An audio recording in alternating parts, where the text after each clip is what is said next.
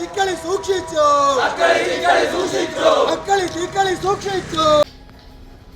ലോക മനസാക്ഷിയെ തന്നെ ഞെട്ടിക്കുന്ന സംഭവ വികാസങ്ങളാണ് ബംഗ്ലാദേശിൽ നിന്നും ലോക ജനങ്ങൾ കേട്ടുകൊണ്ടിരിക്കുന്നത്.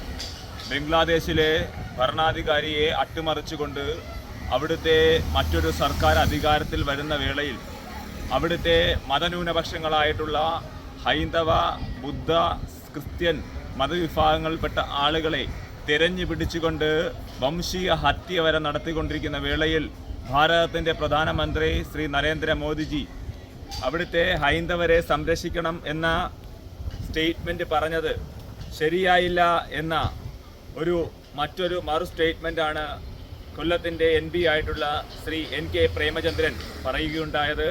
അതുമായി ബന്ധപ്പെട്ട് ഭാരതത്തിലുടനീളം പ്രതിഷേധങ്ങൾ ഉയർന്നു വരുന്ന സാഹചര്യത്തിലാണ് കൊല്ലത്തിൻ്റെ MP ശ്രീ പ്രേമചന്ദ്രൻ ഇത്തരത്തിലൊരു സ്റ്റേറ്റ്മെൻറ്റ് പറയുകയുണ്ടായത്.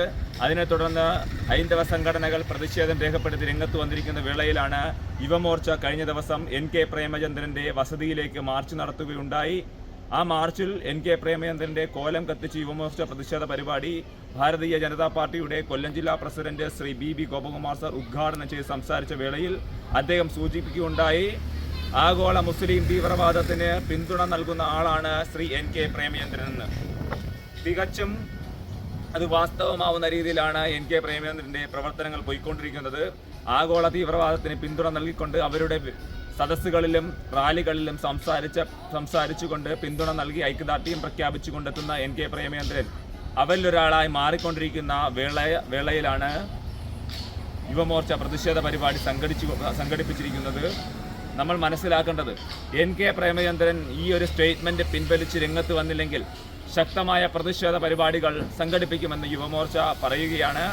കൊല്ലം MP ആയിട്ടുള്ള NK പ്രേമചന്ദ്രനെ കൊല്ലം ലോകസഭയിൽ കാല് കുത്തിക്കാൻ ഇടവരുത്താത്ത രീതിയിൽ തന്നെ ശക്തമായ പ്രതിഷേധ പരിപാടികൾക്ക് യുവമോർച്ച നേതൃത്വം നൽകും.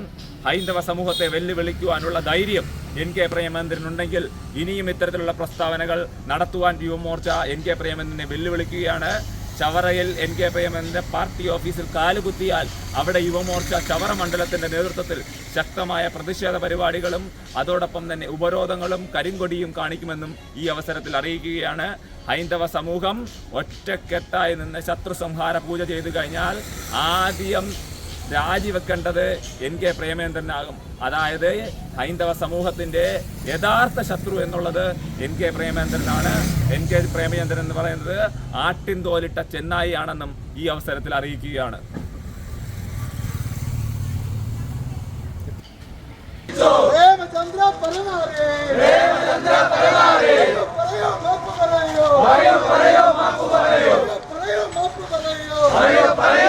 പറയൂ